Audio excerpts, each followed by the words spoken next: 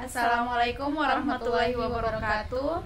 Perkenalkan, nama saya Cindy Ariska, Stambuk G701 17 230. Dan saya Eka Nurutami, Stambuk G701 17 169. Kami mahasiswa farmasi Universitas Tadulako akan menjelaskan tentang hubungan struktur fisika kimia obat morfin serta bahaya akan penyalahgunaannya.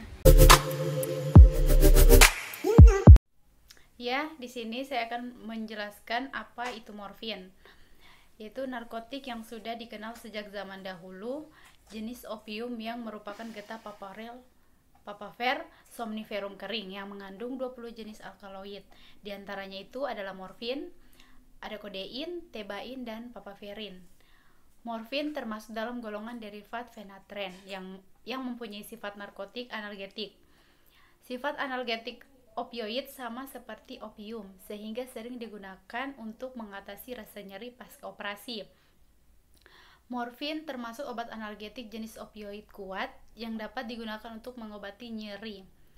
Morfin juga digunakan untuk mengobati rasa nyeri hebat yang tidak dapat diobati dengan analgetik non-opioid, atau contohnya itu seperti asam mefenamat. Semakin nyeri, maka dosis morfin yang diberikan semakin besar. Untuk pemberian morfin ini, dia secara parenteral dilakukan dengan menginjeksikan secara subkutan, intravena, intramuskular, dan sebagainya. Ya, saya akan menjelaskan tentang hubungan struktur aktivitas turunan morfin. Sebelum itu, mari kita lihat rumus struktur daripada morfin. Yang pertama itu morfin, kodein, etilmorfin, heteroksida, asetilmorfin, dihidromorfin, dan morfin. Yang kedua, eterifikasi dan esterifikasi gugus hidroksil fenol akan menurunkan aktivitas analgesik. Yang kedua, eterifikasi, esterifikasi, oksidasi atau penggantian gugus hidroksil alkohol dengan halogen atau hidrogen dapat meningkatkan aktivitas analgesik. Yang keempat, perubahan gugus hidroksil alkohol dari posisi 6 ke posisi 8 menurunkan aktivitas analgesik. Yang ketujuh, pengubahan konfigurasi hidroksil pada C6 dapat meningkatkan aktivitas analgesik. Yang kesembilan, hidrogenasi.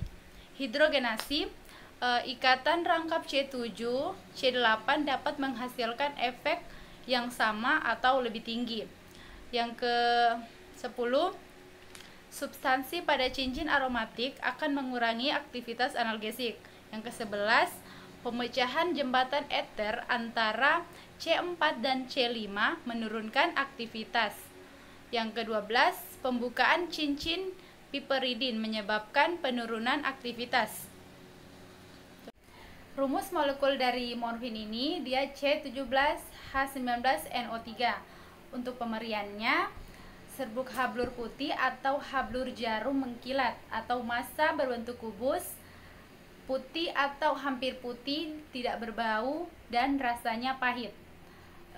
Untuk kelarutan larut dalam 25 bagian air dan dalam lebih kurang 50 bagian etanol 90%. Praktis tidak larut dalam kloroform dan dalam eter. Fase yang dilalui obat morfin ketika masuk ke dalam mulut yaitu yang pertama fase farmasetika, dan yang kedua fase farmakokinetik, dan yang ketiga atau yang terakhir yaitu fase farmakodinamik. Di fase farmasetik, obatnya masuk ke dalam mulut dan akan ditelan dan kemudian masuk ke dalam lambung, dan di dalam lambung akan dihancurkan secara perlahan oleh cairan gastrointestinal. Lamanya biasa itu 5 menit sampai 1 jam baru bisa diserap dengan tubuh karena ukurannya yang sangat kecil. Dan cara penggunaan morfin bukan hanya lewat oral saja, akan tetapi bisa juga lewat intramuskular, intravena, topikal, dan biasanya juga itu ada yang dihirup. selanjutnya yaitu fase farmakokinetik. Untuk absorpsinya, kalau topikal, kulitnya itu ketika luka dan terkena morfin baru bisa diabsorpsi, itu pun cuma sedikit.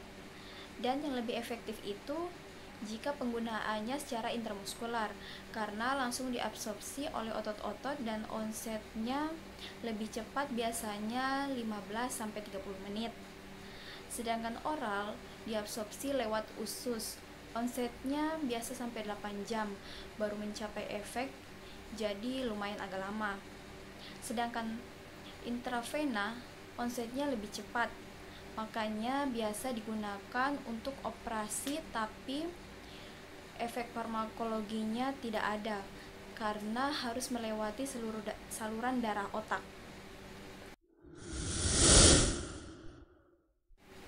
Dan untuk distribusinya morfin di dalam tubuh itu sangat cepat, walaupun volume distribusinya itu besar, tapi cuma sepertiga bagian saja yang terikat sama protein plasma, jadi 2/3-nya itu lolos, dan makanya itu yang menyebabkan efeknya itu jadi besar.